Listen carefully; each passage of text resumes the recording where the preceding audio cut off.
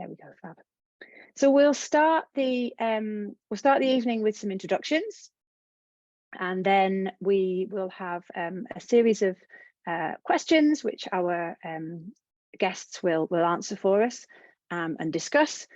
Please do feel free at any part in the evening to pop questions or thoughts or reflections in the chat.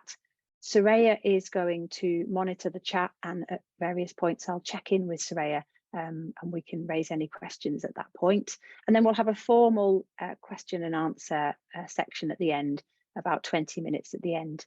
We do also have an opportunity for some continuing one-to-one support after these sessions, and I'll share a little bit more detail about those at the end also.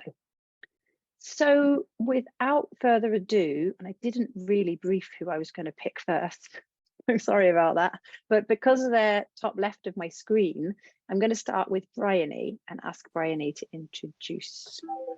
Hi everybody, my name is Bryony. I'm Volunteer Programmes Manager at the Royal Parks. So we are a charity, and we gained charitable status in 2017. And we're the charity that's responsible for managing the 8 royal parks in London. So that includes some amazing spaces like Richmond Park and Bushy Park and Hyde Park, Greenwich Park, and some other smaller spaces like Brompton Cemetery and Victoria Tower Gardens. So I feel very lucky to be in this role. Where we are at with volunteering within our organisation is we have around 2,500 registered volunteers, and they take part in loads of different activities, from learning and education with school groups, engagement with our visitors, conservation and horticultural activities, archaeology and heritage and well-being activities as well. So we do have a wide spread. I'm quite lucky that I guess I'm coming from a perspective of quite well established currently within a larger organisation. I have a team of 7 who also work with those volunteers. So I'm really lucky, and you guys might not be in this place yet, but hopefully I can give some sort of insight and help to any of your questions. Thanks, Gina. Thank you, Bryony. I appreciate that, and thank you for going first. Next on my screen is Lisa. Lisa, would you be okay to introduce yourself? Yeah, no problem. I apologise if my voice cracks at any point. I've had a bit of a throat infection, but I'm doing much better now. Yeah, my name is Lisa. I work for Black Girls Hike, which is a community interest company founded back in 2019, trying to encourage Black women to get into the outdoors and connect with nature in a safe space. I've been with Black Girls Hike volunteering. It goes back probably to 2021, but I joined on the team fully just last year, full-time. Sorry, not full-time, not at all. What I was meant to say is I'm not full-time, I'm part-time, do about 10 hours a week. But yeah, I've been walking with Black Girls Hike since 2020 and really kind of just discovered the outdoors and hiking through Black Girls Hike entirely. It wasn't really on my list of interests before. And I've transitioned kind of from helping out at the odd event to now being the volunteer coordinator. My background originally is still in charities and non-profits, but in the more anti-racist advocacy and activism side of things. So that's what I do most of the time. And then one day a week or a little bit more than that, I coordinate Black Girls Hike volunteers. There's far less of us than Bryony's. We have 28 volunteers. And I suppose the perspective that I come with, or that the place that we're at right now, is that we're obviously a relatively new organisation and still building out our infrastructure of what volunteering is at Black Girls Hike, what type of experience we would like it to be for people. We've had some volunteers who've been on board since the very beginning, but we've had a recent influx of quite a few volunteers. So the majority of our volunteers are brand new to volunteering, and they're also brand new to the outdoors and hiking itself as well. So that's part of what we do with as well. We're bringing people into the space and also bringing them into volunteering. Yeah, I think that's a background more or less, unless I've forgotten anything. No, that's really interesting, two very different scale organisations already. So that's great. Thank you. Tasha, you're next on my screen. Hello everyone, I'm Tasha and I'm the founder of Black Girls Do Run UK, which is a running group created to inspire, motivate and encourage more Black women to run. We're England affiliated and we are currently in the process of becoming a CIO. And we are very small, so we've got 6 volunteers and we're in a process of working out what volunteering looks like for us, because we want to expand our runs across London.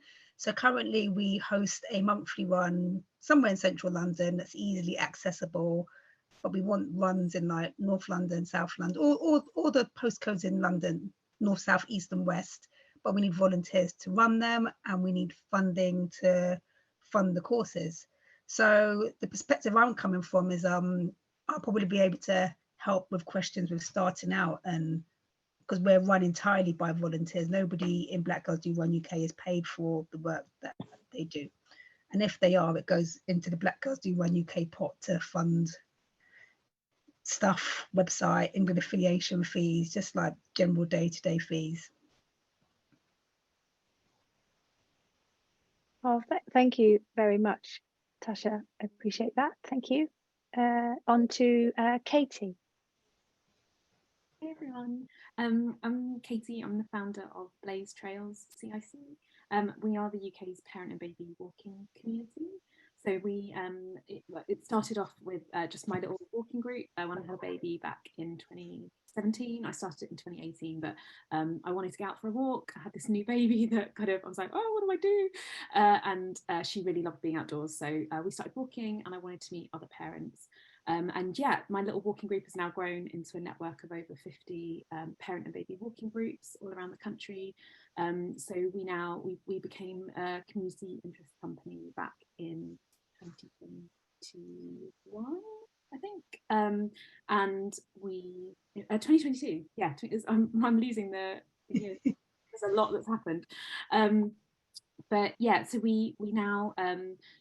We've grown really rapidly, and I think the way what we kind of offer is a bit of a model or a template that parents can kind of say, hey, I want to start a new group in my area, and we offer them the support, the training, and all of the sort of infrastructure to help them build their own groups in their local areas. So at the moment we have quite a small team. So although we've got lots of groups, our core team is really small. We've got 2 part-time members of staff. That's me and then our community manager. And then we have a core team of about 10 other volunteers who are people like, we've got some regional managers, we've got a research and impact manager, and then it's community mentors, so people who provide peer support to all of our organisers. And then we have a network of just over 120 volunteer organisers. So they're parents who live all around the country, who run walks. So they themselves will have like very young babies or children, and they kind of organise walks during the week and encourage others to come along with them. So yeah, so we've got about 130 volunteers, and yeah, the main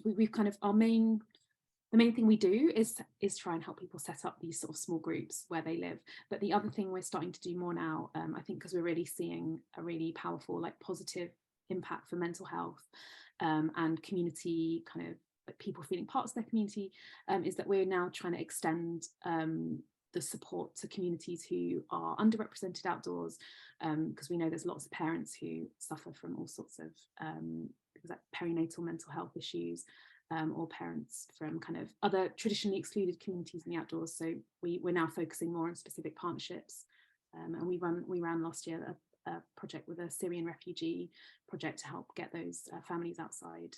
And we're going to be working with a baby bank to try and support parents in Wealdstone to try and kind of get outdoors.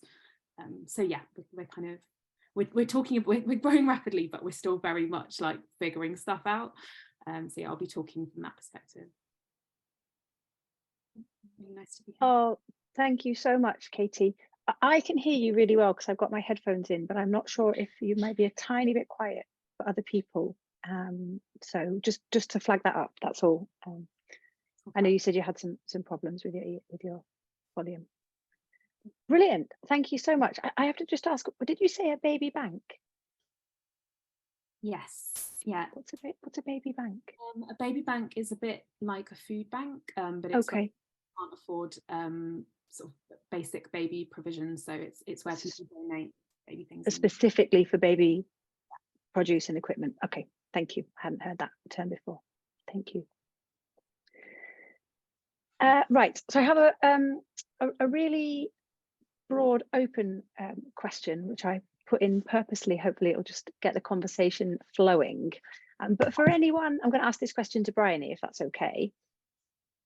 For anyone who's new to the idea of volunteering, or perhaps wondering why they might volunteer themselves, I guess, from that perspective, but also why they might have volunteers as part of their organisation, what are the benefits of having volunteers?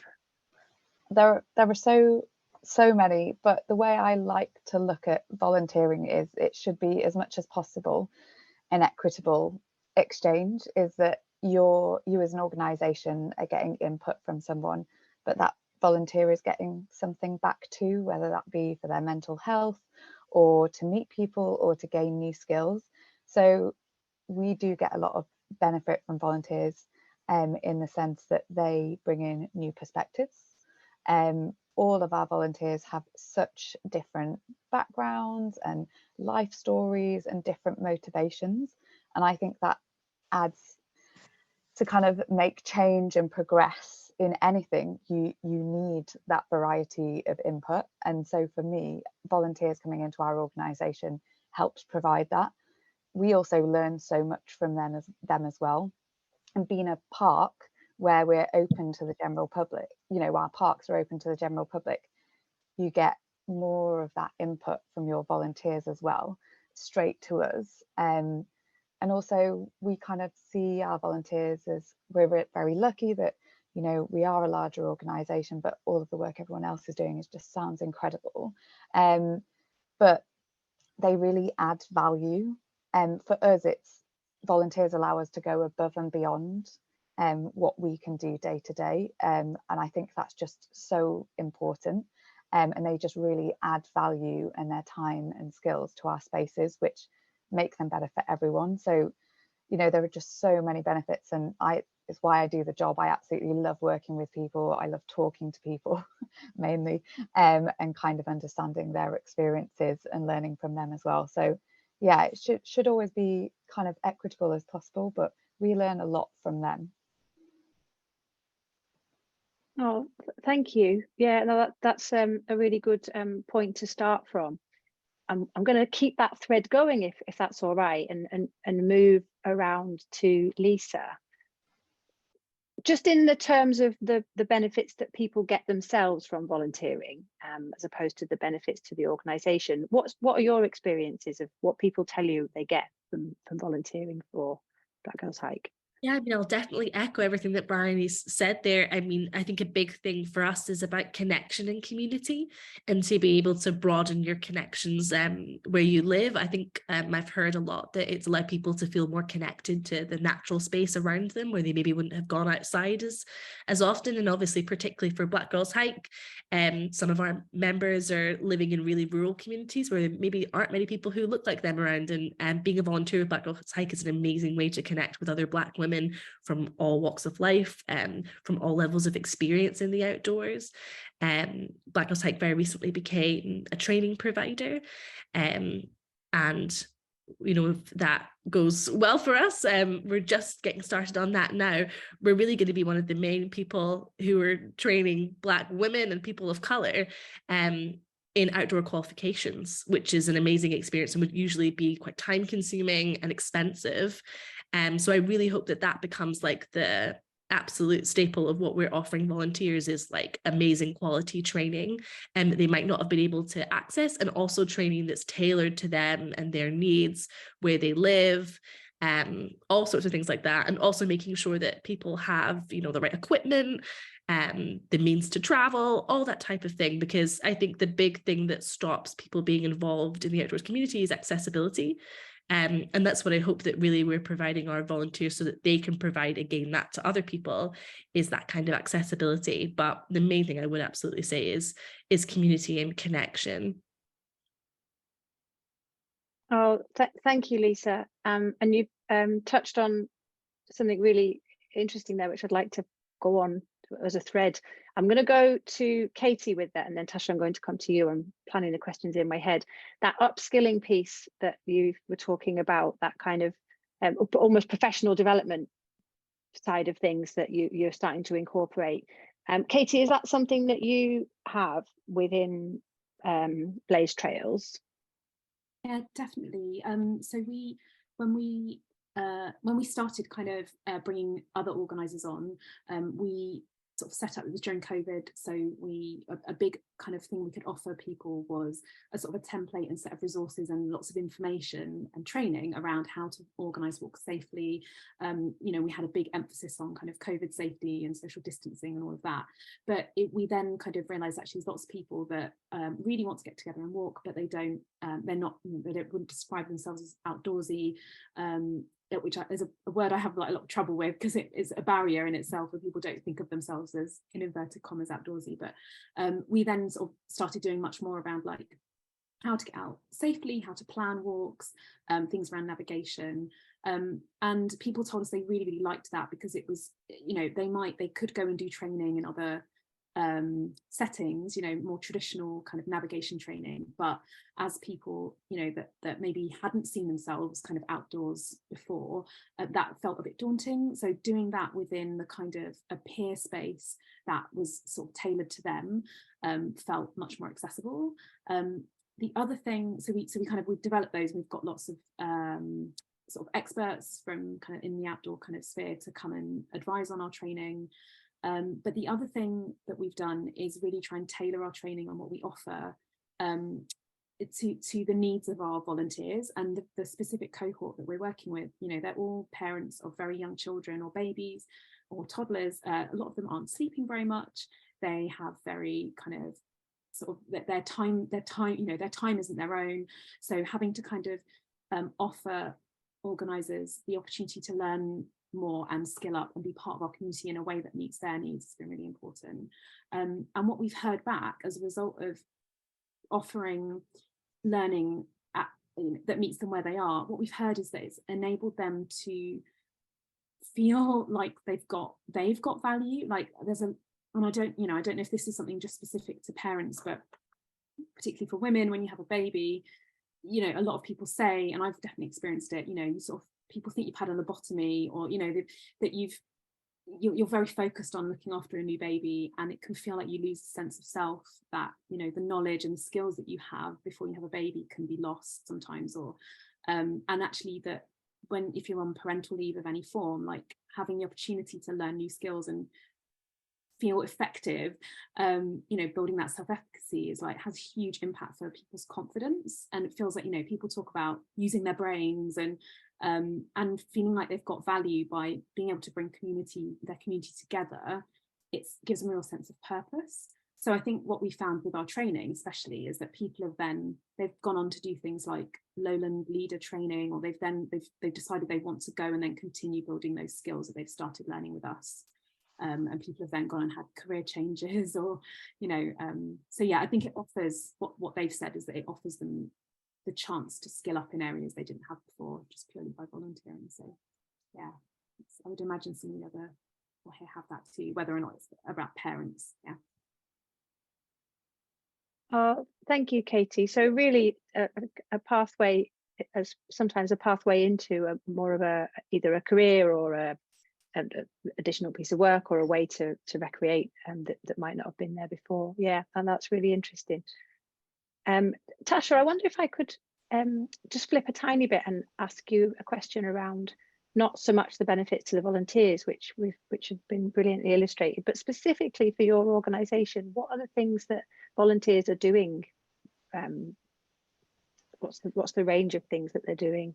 So we do things, we plan routes. So everywhere we host a run, we go and check it out before, plan a route, see where the toilets are, if there are any toilets, check out what time the toilets open, because sometimes toilets open at 9 o'clock, and just really important stuff like that. Get the and then we also, on the day of the run, we arrive earlier, because sometimes on the day of the run something's changed in the park, a path is closed or something's going on. So we go and check it out beforehand. We set up the event so that people can book on. We answer all the questions, because although you provide all the answers, I don't know, sometimes people don't read the information you provide, and they just want instant answers to specific questions. I'm sure everyone else finds that. So we answer questions, and yeah, lead a warm up. Just it involves quite a lot, rather than just, it looks like we just turn up and run and have a good time, but a lot of stuff goes on in the background to actually turn up and run and have a good time. Oh, thank you. That started to give a really great sense of the kind of things that volunteers might do. I was just going to carry on with that thread for a minute. I'm going to loop back to Bryony, just to move on to the recruitment side of things then. What is it that you're recruiting volunteers for, and how are you doing it? And particularly, I was interested to know, when you all talked about the value and benefit to volunteers, are you packaging it like that, or are you packaging it like, what sort of language are you recruiting in? How are you selling that volunteer experience? Yeah, so we recruit volunteers for all of our different aspects. Some of the most popular things are, conservation volunteering and horticulture, so gardening and things like that. We package it both ways. I think what's really important when you're working with volunteers about being really transparent and open about what this volunteer role will involve, so that you're actually getting volunteers who will get the best out of it, but will also be there. It's definitely good to manage expectations of what it will be. So for us, which is slightly different for you guys, if it's a gardening role, we say there will be a lot of weeding. The majority of it will be that, and then there'll be some other things as well, some more exciting things. So it's managing those expectations so people don't come thinking that they're going to redesign the whole of Hyde Park when they're there. But also a little bit about language, which I think we're going to talk about volunteers and the law as well, but just really, when you're talking to volunteers, you can have role descriptions, but like avoiding the word job descriptions and things like that. So really kind of, we would like somebody who can come for 6 months, but it's not you must. So it's kind of changing that conversation between kind of like what would be nice versus what is an obligation, because then you enter into difficult territory. But yes, so we kind of give our expectations. We also always are really open and transparent about what they're going to get out of it. And that's always includes us supporting them and supporting any needs that they have, that might, present as a barrier usually, or them getting into coming and volunteering with us. But yeah, we talk about the skills that they might learn, or the people that they might meet. So yeah, we always just try and be really transparent and give as much information as possible, because I think that avoids any kind of issues with volunteer management down the line, is giving as much information and giving the correct information for that volunteer to make that decision. And I find you get really great volunteers and you have very little challenges later down the line if you've made everything quite clear and transparent from the beginning, whilst being welcoming, of course, absolutely, but being honest about what the expectation is there. Oh, thank you, Bryony. Lisa, I may have muddled this up in the introductions, but there was a range of volunteer roles with Black Girls Hike. I think not quite a mixed range of roles. I wonder if you could share a little bit about who you use for volunteering, what kind of things they do. So maybe we are mixed up a tiny bit. At Black Girls Hike right now, the majority of our volunteers lead walks. That's the core group of volunteers, and certainly without those volunteers, we don't really have an offer as Black Girls Hike. So they are absolutely imperative to what we do. We've recently expanded our activities, but really at the beginning it was about these weekend hikes. So the journey of becoming a leader is usually that our volunteer walk leaders have been with us before. joining walks. For most, it's usually their first time in the outdoors, though we have some who are very experienced and who've been part of other hiking organizations and outdoors organizations. But now we're seeing mostly people who are brand new, who just really would love to get more involved, especially because we've had some great coverage as Black Girls Hike. And, you know, when we were on Countryfile, that really changed the game for my inbox in terms of how many people wanted to sign up to be volunteers. In the past, when we've had less staff as Black Girls Hikes, we're really kind of very new in terms of being an organization, and we're quite a small staff team.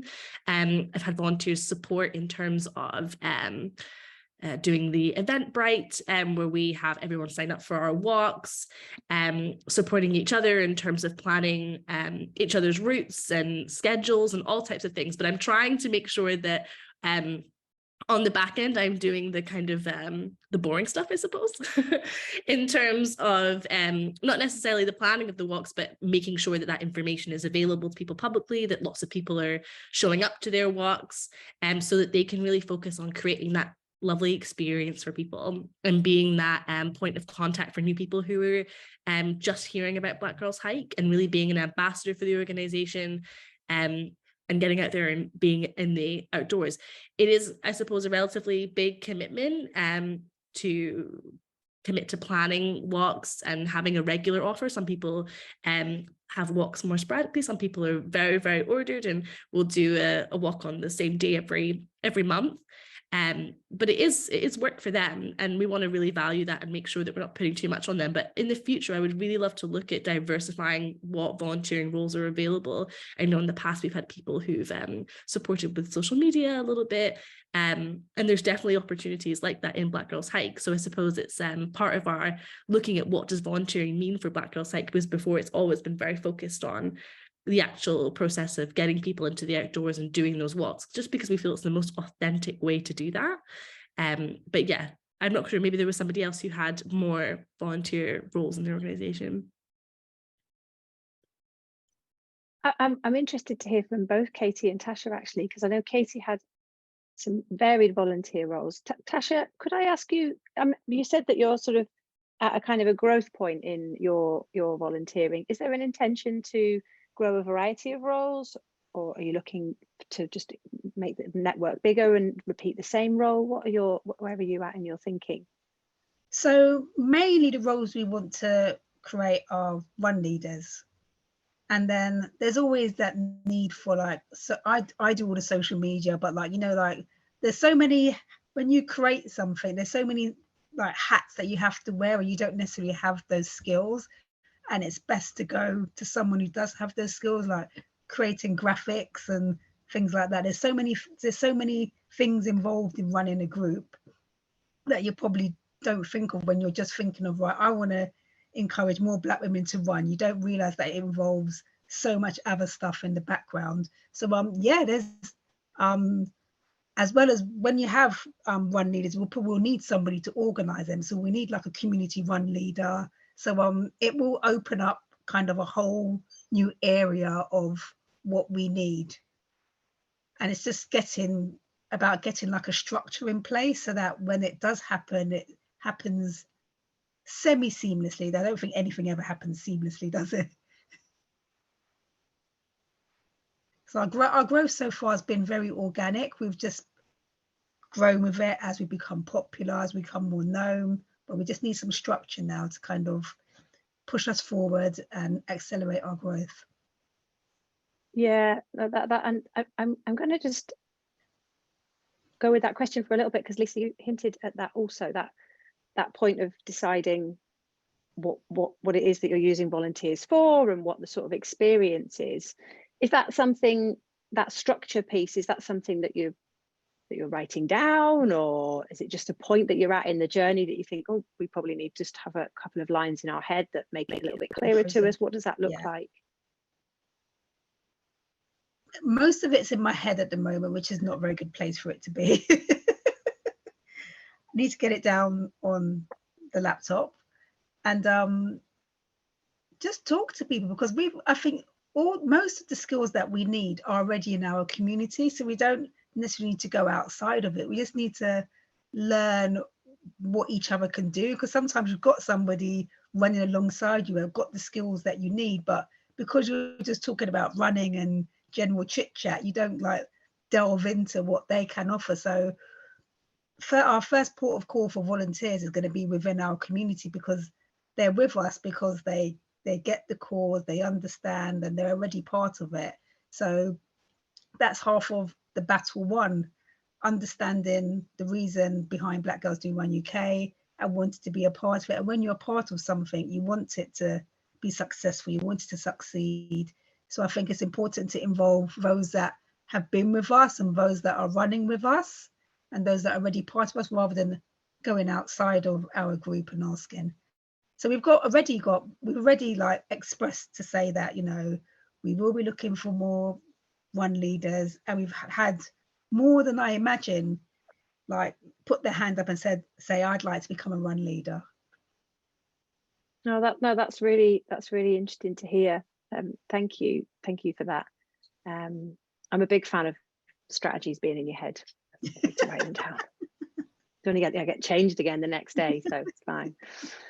I wonder if I could come to Katy. And Katy, I'm going to ask you a similar question about the roles that you have and how you bring people in, but I'm going to stay with you then to talk about more of the sort of formalities of managing volunteers and what you what you kind of do when you've got volunteers, how you look after them, how you make it all work. Yeah, sure. So I completely agree with what Tasha said around firstly, like acknowledging that you can't do everything. And like, I think, yeah, when you start something, you're like, oh, I'm just gonna have fun. And you're like, oh my God, there's finance stuff to do. There's legal stuff. There's like figuring out how you keep hold of people's information. There's so much behind the scenes. There's social media, which is like a whole job in itself. Like, and yeah, and yeah, exactly. There's like all these hats that you wear. So one, I think, and I'm definitely someone, I think a lot of founders will find themselves in a position where they try and do everything, and at the beginning you are doing everything. A big step for me was actually asking for help, which was really hard, but it's been the most, it's the only way we've survived really, or where I haven't burnt out, is to ask for help. And yeah, definitely recruiting from within your community.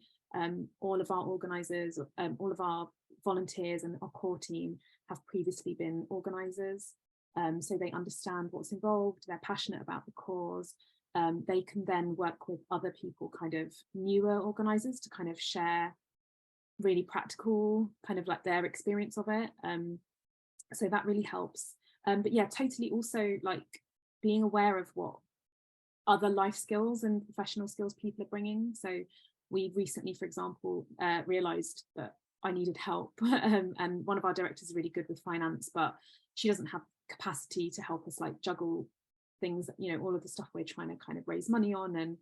And so we recruited for a finance manager, like a volunteer finance manager, and within a day we had the most perfect person from within our community say like, I want to do it, and she's perfect. So like, and yeah, it really illuminated to me that like, if you just ask, you will find people who've got exactly the right skills. I would say the thing that I've had to figure out with that then is like, the more volunteers you have, the more work it is for you to because you can't, and I'm at such pains to make sure that we are offering our volunteers like the time, the acknowledgement, the respect that they deserve, like given how much they're putting in. So that is the flip side of like, the more volunteers you recruit, the more work it is to make sure you've got like really clear kind of activities for them to get on with, and that you really praise them, and that you show your gratitude and your, you know, your thanks and all of that. But yeah, I think then that kind of does link with then like how I've had to make sure that we've moved into a more I don't know what the word is, like more of a rigorous, like at the beginning it was fine to have it all in my head, but because we've got so many organisers now, it's even too much for an Excel sheet, because we need to keep information about where people are, where they live. We keep things like next of kin information if something were to happen. We keep we try and take like keep the absolute minimum, or ask for the absolute minimum information from people. But you know, we want their addresses, so if we want to send them little thank you things, or whatnot. But I realized quite quickly that like using an Excel sheet wasn't going to cut it. So we did some research and we use HubSpot now as like a volunteer management system, as a way of keeping track of what is ultimately sensitive personal data on our volunteers. And what's brilliant about having that system is that because I'm now not the only person managing our volunteers, that we've got colleagues now that do that as well. It means that as a team, we can keep track of everybody that we're supporting in one place. So there's not like random emails shooting off here and there and like, oh, someone stops volunteering, so I've got no idea where they're up to with that conversation with an organizer. So putting in place some of those more like, it's a lot of work, like it was an immense amount of work, like figuring out what software to use. But once we've done that, it's such a dream to manage our volunteers with a database. Sounds like really geeky, but it's more like, I know we're keeping ourselves safe as well in terms of GDPR, and it also means we can communicate really well with our organisers. So we can send emails, we can depending on their status, so we can we adapt their status as to like, this person's just onboarding, this person's a new inquiry, this person's a live organizer, like they're organizing regularly, and this person's finished, for example. It means that we can send tailored communications to all our organizers, so they don't get irrelevant information, which means I think they also feel more engaged because they're getting stuff that's relevant to them. But yeah, I think putting in place those things has allowed us to then meet the needs of our volunteers in a more consistent way. But yeah, so I can't remember what the rest of your question was, but no, that's okay.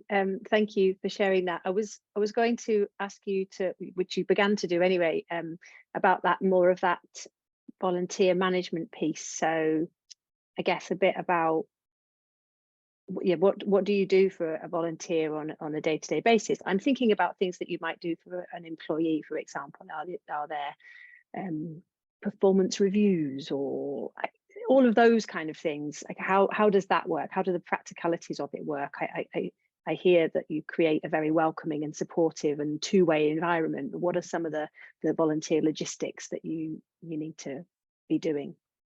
Yeah, so that's evolving all the time as well. I think as we've grown, it was that I had a very personal relationship with each volunteer as they came on board. I spent every evening from honestly for about 2 years, every evening on the phone with a different person around the country, like coaching them and like, right, you can do this is how we're going to do it.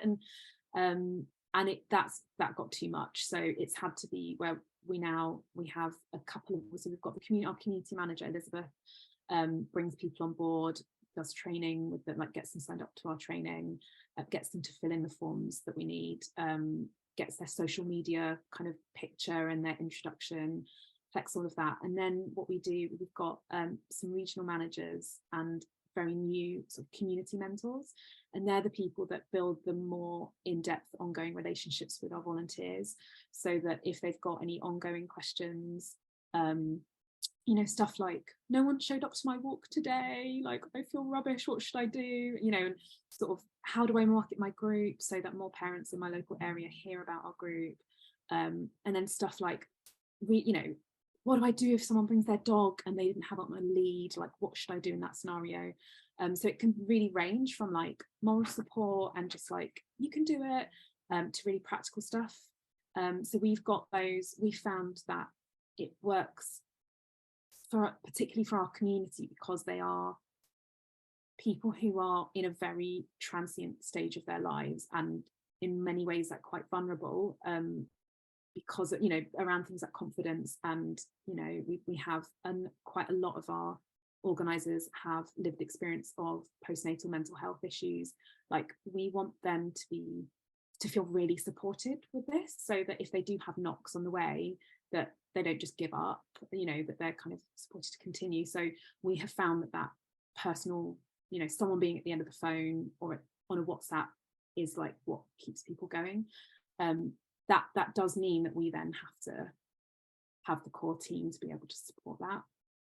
But we've seen when we don't provide that, if we've been too busy, we do see people kind of not drop off immediately, but the best, like the most successful, the most active groups are the ones where we're able to provide that kind of more in-depth support. So yeah, I'd say, like, as well as the like practical stuff and the admin, it's really about like taking the time with the volunteers and like having that personal connection in, so they feel that they can always contact us for help. Yeah, that's the other thing I would also mention is that we also offer, when we can, like ongoing like training opportunities. So for example, this week we just did we offered like a free navigation evening where people just dial in, and so offering stuff like that sort of seems to keep people engaged, and yeah, support they can dip into. Thank you, Katie. That's a really, really pertinent point about that. I don't know what you call it, nurturing and personal touch to make sure that people feel like they're heard and valued. But I can see the balance of that's incredibly time consuming, and I imagine kind of emotionally it requires quite a lot of emotion from you as well. So how you balance that growth of volunteers with also maintaining that very personable approach is impressive. So the one thing I was just going to add there, actually, so the flip side of that is that we've also started providing much more basic information in a printed, like, so whatever we can that's like replicable, that you can just send people in a, like, almost like a frequently asked questions thing. That's been really helpful because we also get asked the same questions all the time. So actually making some of our job easier has been about replicable information we can just give people. So on our membership platform, we've got an organizer only area, which is where we put information that they can just digest at their own in their own time. Okay, so like written resources of the things that you've learned people are going to ask quite frequently. Yeah, okay. Bryony, I wonder if I could swing round to you. I feel like question time. You mentioned earlier on about the language that you might use in some of the materials that you use to support volunteers, and that line between it would be nice if you could, as opposed to you're obligated to. Could you talk a little bit more around that, the position that volunteers hold, I guess, legally within an organisation and your responsibility towards them? Yeah, absolutely. I think just to say, I think like when you're managing volunteers, you're always learning. I'm going to continuously learn how to manage volunteers and how to make it better and more efficient and support them. So it's a continuous learning journey for me as well, even though, you know, we've got more volunteers. I'm constantly learning to try and balance exactly what Katie was saying. Was at the beginning, I knew all of the volunteers and now I don't.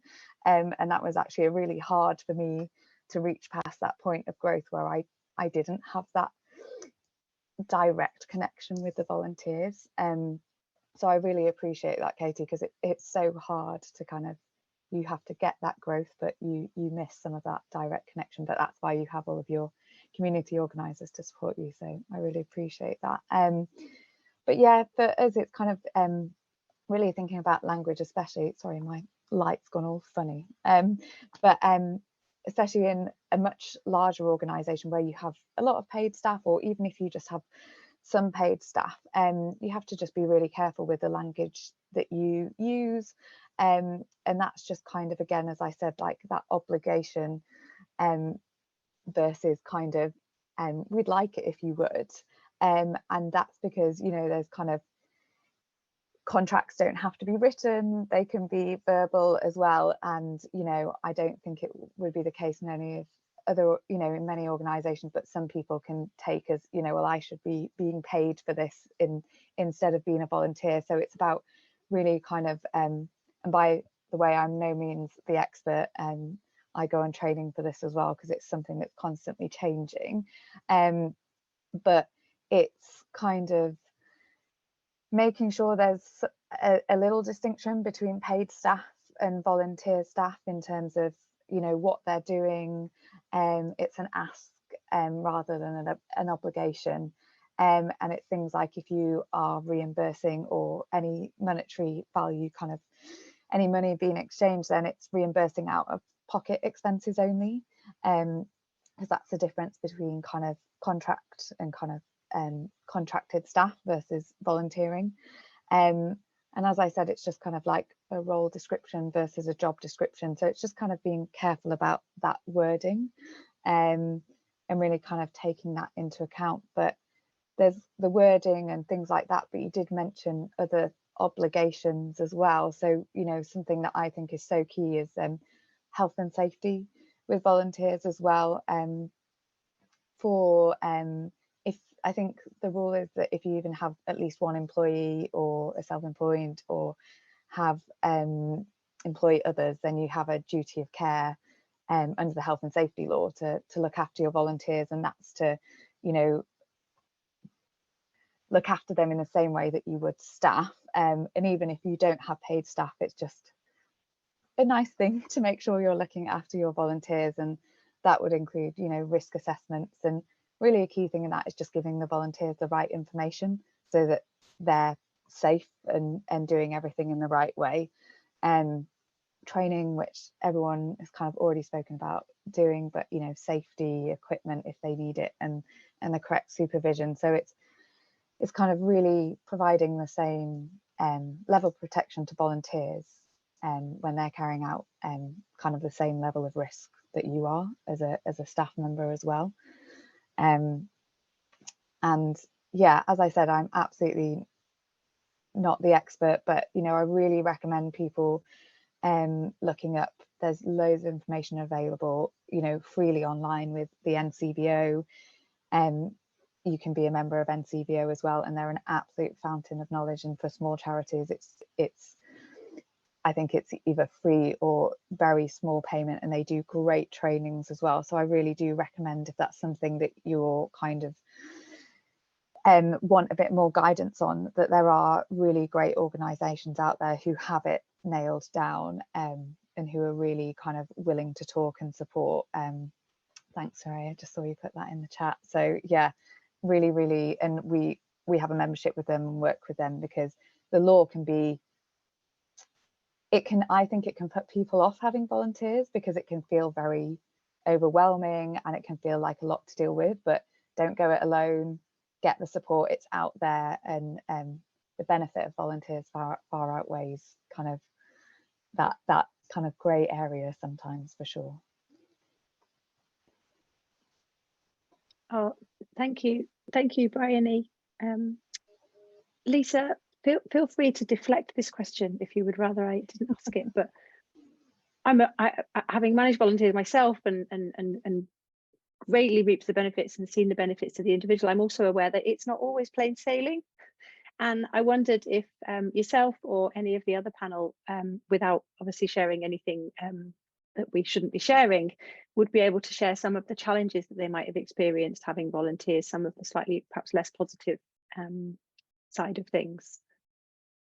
Yeah, I mean, definitely not without challenge, though overwhelmingly positive. I would say that for me, because I work directly with all of our volunteers, I think the biggest challenge for me is getting communication right and striking that balance between keeping Black Girls Hike a fun and exciting thing to do, and also fulfilling all of the obligations that I need to fulfill, and then dealing with volunteers that are spread out over a huge area all across the UK.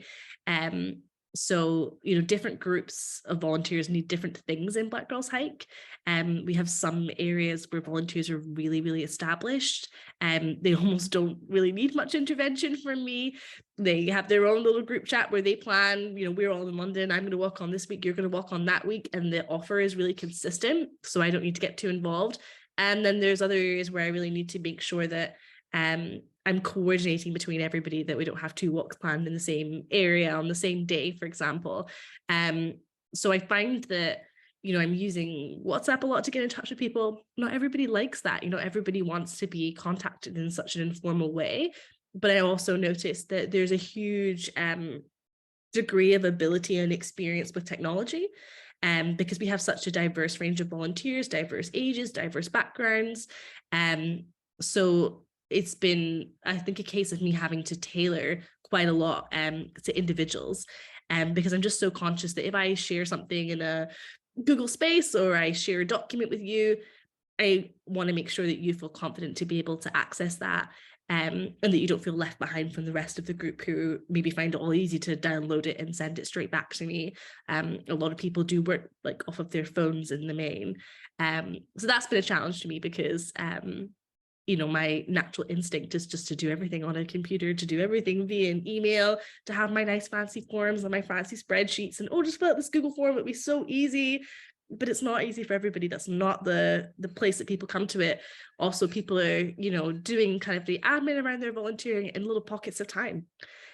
So they need to be able to do something super quick on their mobile before they get in the car to drive home from work. Or they need to be able to do it while they're, you know, doing dinner time. So that's been a challenge, is to have a system that works for everybody, because not all of our volunteers are the same. And it would be easier if they were all the same, but it would also be so rubbish for how we actually, how people come to Black Girls Hike and experience our volunteers. So there's a flip side to it that's really, really positive, because it means that you have somebody of all different ages, all different experiences when you're going on your walk. But yeah, the communication aspect I do sometimes find a challenge, and not wanting to pester people, but at the same time wanting them to know all the really good updates and information and everything they want to know. So yeah, I have transitioned kind of away from doing emails, because not everyone's an email based person. I'm like very glued to my emails, but not everybody else is. So we're doing WhatsApp mainly, which sometimes means that, you know, I'll get a phone call while I'm having my dinner, but I'm okay with that in the main. Oh, thank you, Lisa. That's really interesting. I can see the balance between having the organizational activities to run, but recognizing that they're volunteers, and the ability to, it's not an employee, it's a different setup, isn't it? So, you know, it's where in one hand you've got an agenda where you need to get something sorted, and in the other hand you need to be fair to people about when they can reply and how and by what means. Tasha, could I ask you the same question, just because you're at a slightly different stage in your volunteering? Is there a particular challenge that springs to mind? It might be a managing volunteers challenge, or I don't know, just interested to know what, if you had to pick out something that was not quite so positive. Not any real challenges yet, because I don't think we have enough volunteers to have experienced challenges.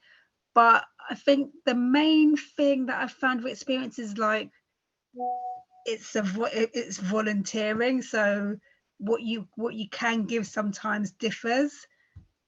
So sometimes when the volunteers can't commit to doing X, Y, Z, it lands on one person, and that one person is usually me. So sometimes it's overwhelming for me, because and you can't force somebody not to volunteer, because that's how it works. You do what you can. Sometimes you can, sometimes you can't. So I think with having a small volunteer team, there are times when, like, you know, stuff happens, life happens, you have bereavements, you're busy with your family, and sometimes we don't have the support that we need.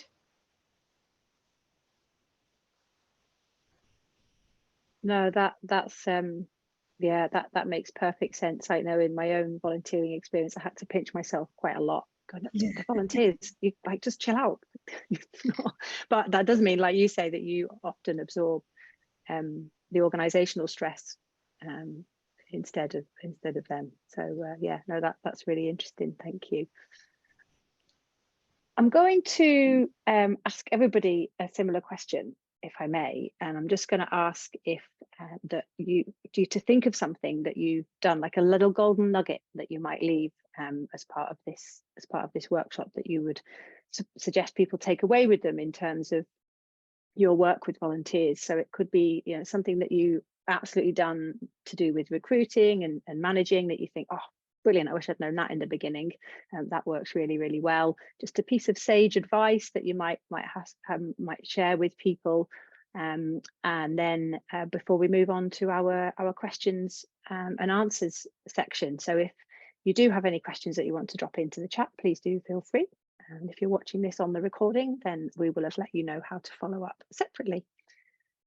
So if I could pose that question to Bryony, I should also say, sorry, if that's not the question you want to answer, and I haven't asked you something and there's something else you would like to answer, you feel free if I've missed something burning. No, that's absolutely fine. I think my bit of advice really is, you know, whether you have a few volunteers or a lot of volunteers, just enjoy it. Like, it is so valuable working with people who have loads of different skills and ideas, and I've learned so much from my volunteers, and I think a lot of our programs have improved and developed because of our volunteers. So really listen to your volunteers, because they bring new perspectives and they make your programs and your organizations better, definitely. So that's me just saying I love my job. But I guess another bit of advice is just be really clear about what a volunteer can expect from volunteering with you. I think all of the other panel is kind of a slightly different setup. You've got, you know, a lot of your volunteers come from your community. You're really united by that kind of that core aim and that core thing.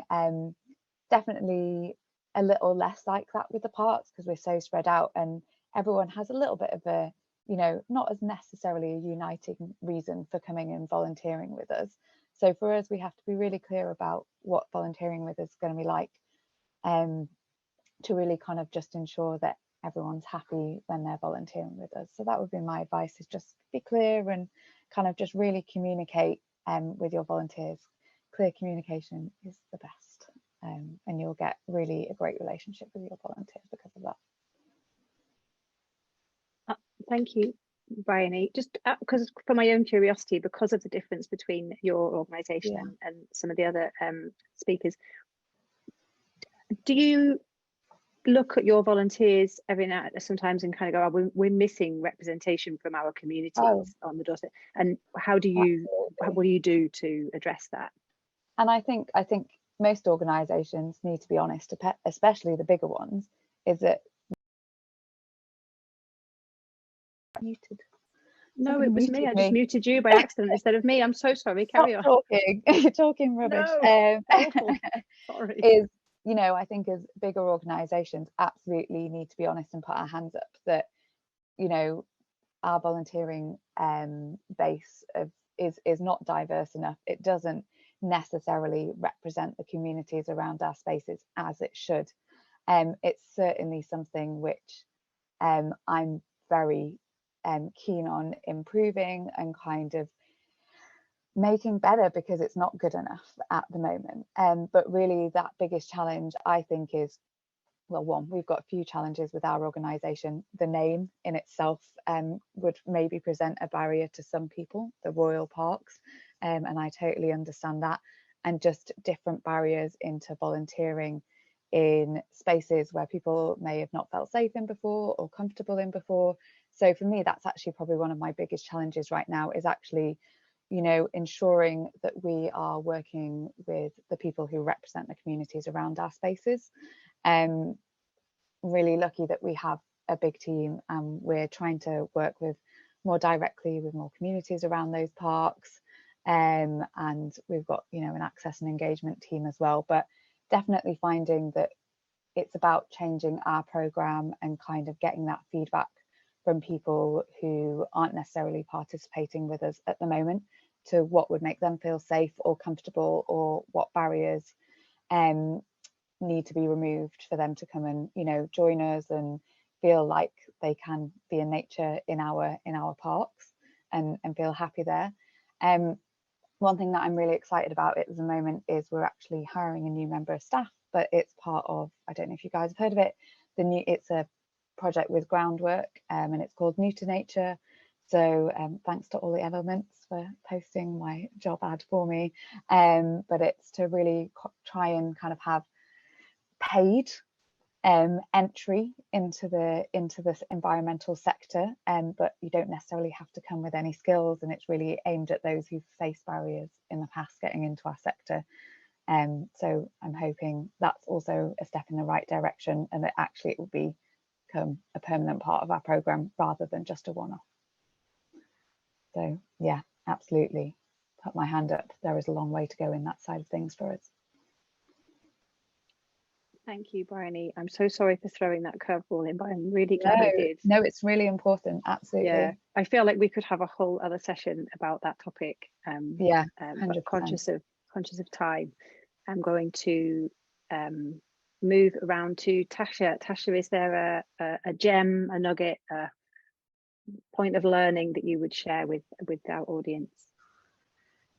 I would say don't be afraid of things not being perfect, because people just enjoy community and, you know, what you're about, what you stand for, what you're trying to do. And we can get so caught up in perfectionism and having things in place before we can do things. I'm a very big believer in starting where you are and using what you have and just growing from there. Oh, thank you. I wish someone had told me that a few years ago. That's really good. I've got this terrible habit of trying to get it all ordered first before getting started, but no, that's yeah, well, I've done that before, and you know what's happened? Never got started. Yeah, no, it's wonderful, but great advice. Lisa, and visiting cat.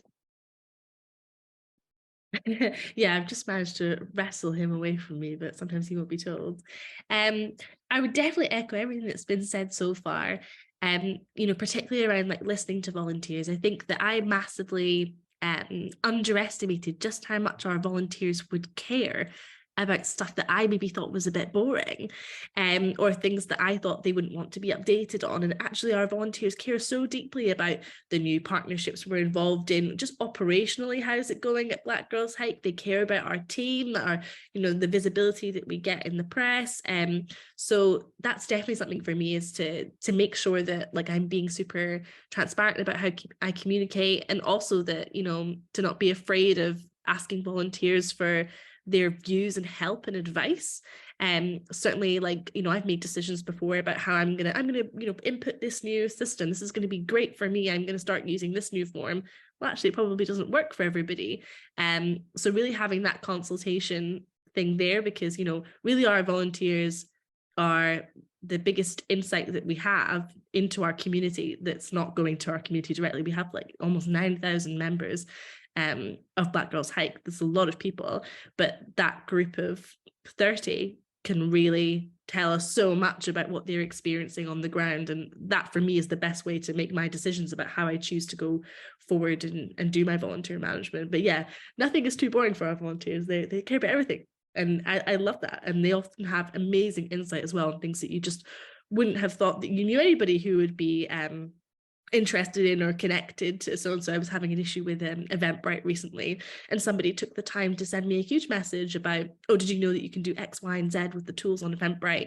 And I was like, this is great. This task was the bane of my life before, and you've just saved me. And I would have never thought to have reached out and asked anybody in our network if they knew anything about that, because I didn't want to annoy people. But definitely from now on, I'm begging for help about Eventbrite specifically. Oh, brilliant. Eventbrite consultancy. Sounds perfect. Oh, thank you. Thank you very much. Katy, same question for you to finish on, if you don't mind. It's really, I think everyone said, like, that you've just perfectly encapsulated all of it. I think, yeah, listening to volunteers, definitely allowing, like, finding out what they're passionate about and their skills, because yeah, we could create, you know, role descriptions, and actually it turns out they've got loads more, or like really specific interests, and I think, yeah, if you capture that passion or those skills, they're much more likely to continue sort of volunteering for you. I think for me, I'm a massive perfectionist, which has meant that it's been really hard at times to like move forward on stuff, and there's like loads of ideas we've all got. So exactly like Tasha, just being less of that and just being ready, being a bit more vulnerable, and kind of not feeling like you've always got to have stuff ready and perfect, because ultimately, like, we're all volunteer, you know, like most of my time, I get paid a very small amount, most of my time is voluntary. So like asking for help, being really open about that and honest, and saying, I don't really have the answers, but I think we could go down this route, could you help? And yeah, being sort of allowing other people to run with some of that.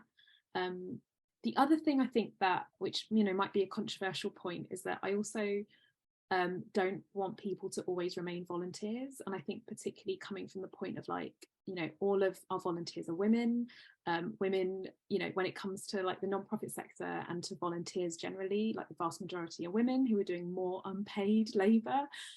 So where possible, we've tried to, where people are really volunteering a lot of time, and if they're doing a specific role, I've always been, you know, like most of what I spend my time doing is trying to seek funding. So to try and convert at least some of those hours. Like none of us at the moment for the foreseeable will be paid full time for the hours that we put in, but trying to acknowledge those hours and the skill and the commitment by trying to get some money in to pay people, or at least kind of recognize parts, or offer gifts, or like if we've got partnerships, like we always make sure that we negotiate in with our partnerships like nice kit for our volunteers, and we would always prioritize our volunteers first, offer that sort of stuff, so where we can like get perks, but yeah, for me it's kind of about not also like try not to I want, part of me is like, use your volunteers, because they all, you know, they always want to do more, but also yeah, have your view on the future. Like if you're trying to grow as an organization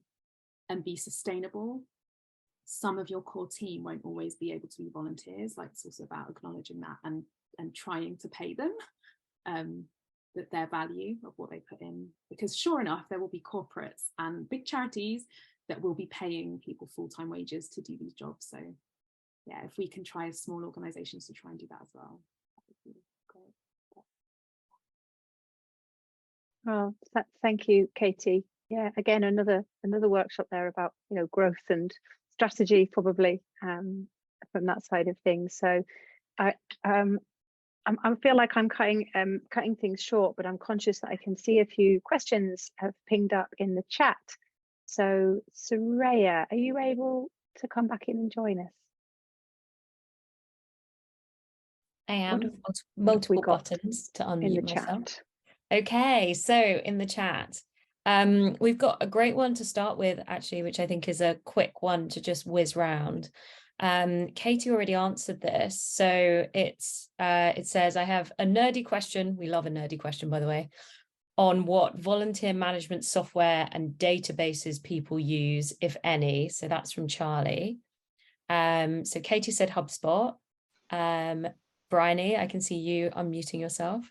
Yeah, we use something called Team Kinetic, but I am looking at other ones at the moment, so I'm not going to necessarily advertise it. But what I would say is there are loads out there, and everybody has, like, every kind of charity and organisation will have slightly different needs. So definitely do the research, see what fits you, fits your volunteers. There's loads of different ones with loads of different price points. So yeah, do the research and you'll find the one that fits you. And there's loads out there, and they're definitely worth it, especially as you grow. Lisa, what do you use to manage yours? So we don't have a specific piece of software. I mostly do everything off of spreadsheets and Google Forms, and that's working for us now. But like I say, we've only really just expanded to the size of organization we are with the amount of volunteers, so it's definitely going to be something that's going to come up on my radar soon. I'll be in touch. Yeah, let us know. Tasha, you were unmuted as well. We just use WhatsApp at the moment. It works because there's only 5 of us in the group, so it works at the moment. We don't use it for the community anymore. We started off with a WhatsApp community, but then that got out of control. But yeah, for committee stuff and volunteer stuff, we use WhatsApp at the moment. Yeah, and there's definitely something to be said there about not overcomplicating it, right? If that works for you, then 100%. There's enough other complicated things going on without having to worry about that too. I would add into the mix that we use, for all the elements, we use Airtable, which works pretty well for us at the moment, but I think as we grow, we're probably going to need something different as well. But just to throw that in there. I've got another question from Charlie, actually, which is, we've talked about training opportunities, skills, opportunities offered to volunteers. Are they always related to your organization's cause, Or do you offer a range of things, or do you let volunteers tell you what they want to learn or do? I'm just going to open that up to the floor, and I'll just keep an eye out for anyone who unmutes themselves on that one. At Black Girls Hike, we mostly offer like beginner hiking leading qualifications and like our kind of basic health and safety stuff, and that's our priority. But we are looking at offering more qualifications to do with the outdoors, for example, like paddle boarding and climbing. But it's important to me that like our channels of communication for volunteers are also like sharing spaces. So lots of people share lots of different opportunities, not just in the outdoor space, but you know, apprenticeships and trips abroad for yoga retreats and all sorts of amazing stuff. And it's a really good place for that, because obviously our community is so connected. Any big group of people are going to have a crazy amount of connections. But yeah, it is mostly in terms of like the core of what I want people to do is those basic trainings, so that I feel like confident that they're confident in what they're going to do. And I suppose that's also relevant for you, Lisa, because you were saying that some of the volunteers that you have are not necessarily outdoorsy either in the first place. So it's also something that it's like a combination of those two things. It's like the skills that you need, but also the things that they want, because that's what's drawn them to you in the first place. Yeah, absolutely. And I think that the confidence is a huge thing, especially when you're outdoors and you've got a big group of people who are looking to you to be the person that knows everything. And that can be the biggest challenge, is that even after somebody has all that training, it's just that first leap or that first push. Definitely. I've been trying to look into doing sort of like buddying much more, so that people feel like even really super supported, because I don't want to presume that just because somebody's been on that course that they feel like totally ready to go. Yeah, that's great. Bryony. Yeah, I think often, so we do a bit of a mix. It obviously always depends on the role. There's some stuff that we kind of is specific to a role and is useful, but generally we do ask our volunteers what training they want, what skill sets they want, but it always does generally relate to what we're doing, because they're kind of, as you said, they're kind of already invested in that, and that's why they're here. So it's a lot of it is led by them, but it inadvertently also supports us, because it's a helpful skill that will then support some of the activities that we're doing. So mainly led by them, really. And then for some of the more kind of engagement focused roles where volunteers will be out in the public, we do support them with stuff like conflict management and having difficult conversations, things that will help them feel safe and supported. And again, that's not mandatory. We offer it to them, and most of them take it up because they feel like it's an additional thing in their pocket while they're out and about dealing with the general public. Yes. Yeah, there's some great advice there around like maybe some additional skills that we don't necessarily think about when we're upskilling our volunteers, right? I know things like conflict management are things that have been really helpful for me in the past. Luckily, I don't need it very much in the All the Elements community, because they're all wonderful. So we've got a question from Kate here, which was connected, I think, to Gina's question, and we didn't really get into like the real detail of this. Were there any tips from anybody in terms of creating equity within the volunteering offers? So Bryony touched on the importance of it and the challenges with Royal Parks, but is for any of the groups that are out there that are paying attention to this right now, are there any top tips that people have in terms of making the volunteering more equitable? I think I was just going to say, Bryony, I think the partnering on those projects is probably the best way, right? Yeah, absolutely. Partnering and just kind of listening, really. You know, I'm not the authority on the people, you know, who aren't coming to volunteer with us. So, you know, I need to get that understanding of why they're not coming. And for me, we've talked a lot about this in our team. It's just making it really, really clear from the offset that, you know, we are welcoming, we support everybody, you know, it is a safe space, and we take that really seriously, and want everybody to feel welcome and safe volunteering with us. in spaces that haven't always been. So yeah, as I said, it's a massive work in progress for us, and I hope we're going in the right direction, but really about listening and kind of partnering with those communities. So something that we're trying to do a lot more of. Oh, Gina? No, I was just reflecting actually on that side of things, and how we learned that we needed to package our volunteering offer differently, because what I thought was appealing about volunteering wasn't necessarily what somebody else thought was appealing about volunteering. So we critiqued all our activities and came up with a whole load of different ways to, for someone who particularly likes bird watching, for example, that might be the hook. Somebody else, just the social side of it is a really big thing, someone else the fitness side. So I think one of the things that we learned was to get lots of different perspectives to pick apart our volunteering offers, and to experience our volunteering offers, and then help us to repackage them in different ways, and tell us what they enjoyed about them, so then we could put that in the forefront of any social media posts or recruiting. Yeah, it was just a thing I was thinking about while you were chatting, Bryony.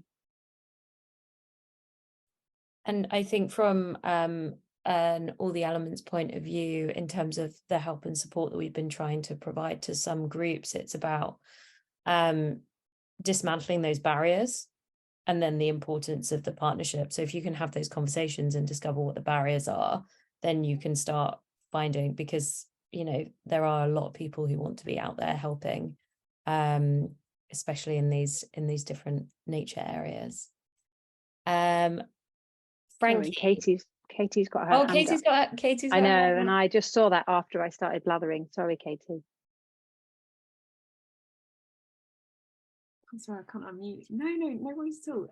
No, the only thing I was going to share was that something that was helpful for us, our community to date has been, if I'm honest, like probably fairly white middle class women, upper working class maybe, mostly able-bodied, and I think we've really struggled through kind of, I think we've realized that in terms of representation, like most of our stuff has been through social media, so a lot of the imagery is about is of like mums getting outside. We don't have many dads that come along, we don't have many non-binary people in our community, and so a huge part has been about us actually going, this isn't going to necessarily happen by itself, so we need to try and kind of work with other communities, work with other partners to try and then get outdoors and then show that through representation, changing some of and showing people that of all different backgrounds that they would be welcome in our communities. But the other thing is being proactive about it. So like last year I mentioned at the beginning that we partnered with in Greenwich with an inclusion project to support some Syrian refugee families to get outside, and one of the main outcomes of that was like, for the refugee families themselves, was around like connection to their local areas, connection to each other, feeling like really valued, and like feeling like they were doing interesting things in their community and like having opportunities they just hadn't had before. But what was really like a secondary almost an as important benefit was that the organisation themselves found that their volunteers were really, they were like, wow, we need to be doing walks with our families, like, and they were volunteers from the Syrian community, they were volunteers from all different backgrounds, but who volunteered with the community. We had parents, some of the parents who came along were like, oh, I want to volunteer and I want to do this, now I've seen the benefit of it, and now we've tried it out ourselves, we've been converted, and we want to get more, we want to share the love with more people. And it's almost like we need to do that first step of like the proactive partnering. But once we'd done that, and once people had the chance to try it out and seen the benefits for their community, they were just so keen. Like, so now we're working with Greenwich Inclusion Project to try, and we did some training with their volunteers to try and help their own volunteers from the community kind of run their own walks. And that seems like the feedback we got from that was that is much more likely to be sustainable. It's much more likely to be accessible. People will feel much more likely to want to go along if it's part of a community they already are part of. And then the idea is then to kind of make sure that it's not just something that happens by itself, that if that community, or that walking group then wants to join with our local Blaze Trails group, which is, the thing with our groups is that they evolve really quickly, because people only volunteer for 6 months or a year maybe while they're on their parental leave. So our organisers are always changing, and in certain areas like London it's much more diverse. We have like a whole range of organisers, but it almost trying to then keep a sustainable link between those community groups and our Base Trails groups. That we hope would be a way that kind of representation would increase, and groups who've traditionally not been along to our groups would come along. But yeah, I don't think it's something some of our organisations can't just like sit back and go, oh well, people just volunteer themselves, because if they don't see themselves in your communities, then they may not feel welcome or like it's doable for them. So yeah, it's definitely on us to do that, to partner with existing groups. So. Yeah, thank you, Katie. Yeah, that's great insight. Okay, so we have a question from Frankie, which is about scaling. Sounds like all the speakers have had a lot of growth in the number of volunteers they work with, and for some of the organisations they've really scaled. What are the key things that have helped you scale your volunteer team? It's a great question. So I'm aware of time. So if everyone could give me one thing that they feel like has helped them scale, and then we might be able to get to the last 2 questions before Gina needs to wrap up. So Lisa, do you want to give me like one thing? I would say using our existing volunteers as like great ambassadors and testimonials for what volunteering is like, and to be able to give people like an accurate picture of what volunteering is, and so the existing volunteers also feel really valued in that process of trying to bring on a bunch more people where maybe the core group had been super small before. That's really clever. I like that. Tasha.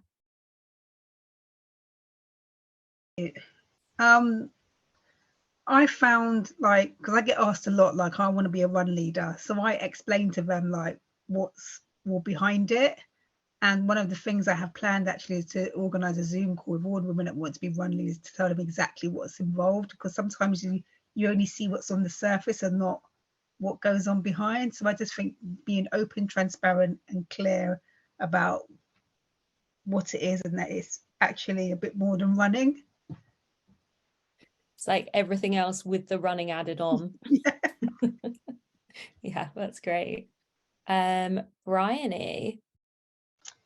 I really like processes. I'm sorry, I'm a loser, but when we started as a charity in 2017, we didn't have any kind of management processes or anything in place. It was definitely all done between people, staff, and it was all very dismantled and all over the place. So for me, it's just kind of bringing it together into a bit of order and having, yes, sadly, those boring policies and procedures, but that helps you look after your volunteers really well, and it helps give them a really good, consistent experience, whether they're in one park over here or another park over here. And it just brings them back, and it just helps you provide the right support consistently. So for me, it's kind of just having those potentially on the outside boring admin processes in place, but it really does help you support them, especially as you grow, give that kind of consistent support and love to your volunteers. So yeah, a bit boring, but it's really helpful. It's not boring because you love it, and as Lisa said, there's always people who love the bits in the community that you think are really boring, but they like love it. So just finding the right people. Katy. I think for us it's been about like scale.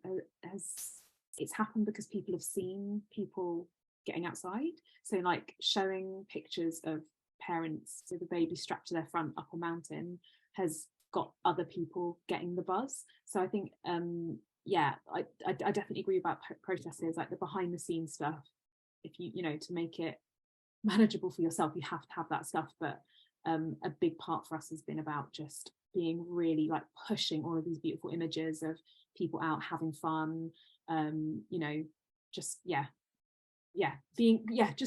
kind of changing that narrative of what it means to be a parent, and then also being honest, like kind of being like, yeah, I got covered in poo on this hill, like, just had to get on with it, you know, nappy blowout happens. So being honest about the challenges, but it makes it relatable and doable. And then other people are like, oh, I could do that too. Like, I haven't left the house in a week and it feels like the biggest hurdle to get out the front door, but I've seen someone do it and I can do it. So like, yeah, just that's what's helped our community and our volunteer base grow.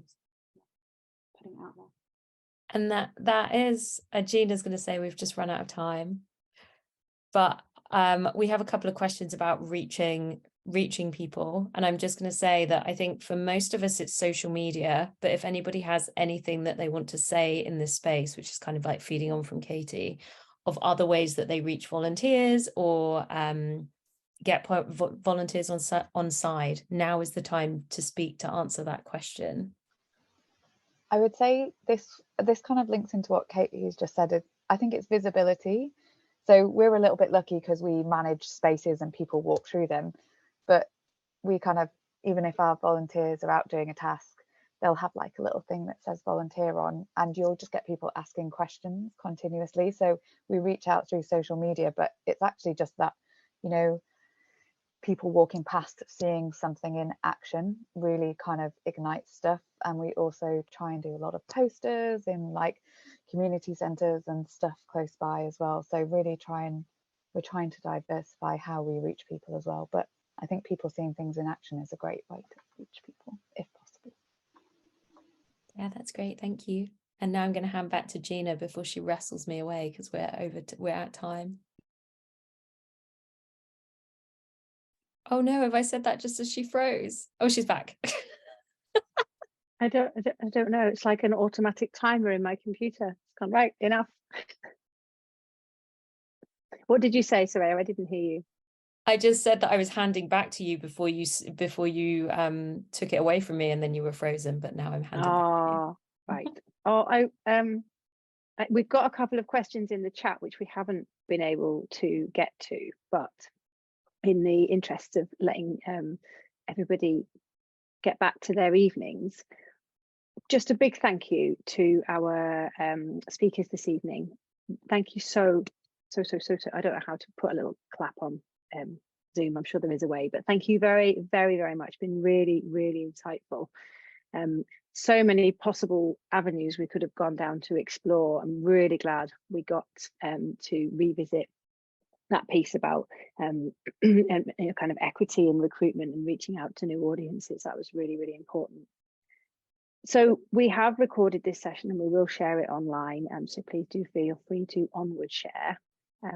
Big thanks to All the Elements for working with YHA to bring you this All the Elements YHA production. I should also say thank you to Sport England, who have provided the funding for this series. So that's really, really welcome. There's 2 more coming in September. Off the top of my head, I cannot now recall what they are, but we will reshare those so that you can sign up for future ones. And before everybody goes, if there's anything this evening that you think I would really, really love to follow that up with a bit more of a conversation, please do connect with Soraya. Our speakers have very kindly agreed to make themselves available to do that. If there's a particular thing that you would like to ask somebody about and have a bit of a one-to-one phone call with. So connect with Soraya in the first instance, and she will either help you directly herself or pair you up with the right person. So hopefully that'll let you simmer on anything that's cropped up this evening. And the questions that we have left in the chat, we will capture those and see if we can ask our panelists to email respond perhaps to those, or we'll put a response together. And I think that's everything, unless you have anything else that you wanted to add, Soraya. No, that's great. Thank you so much to everyone for coming, and we will send you a follow-up email just requesting a little bit of feedback and with my details on it so that you can reach out to organise those sessions if you want to. Brilliant.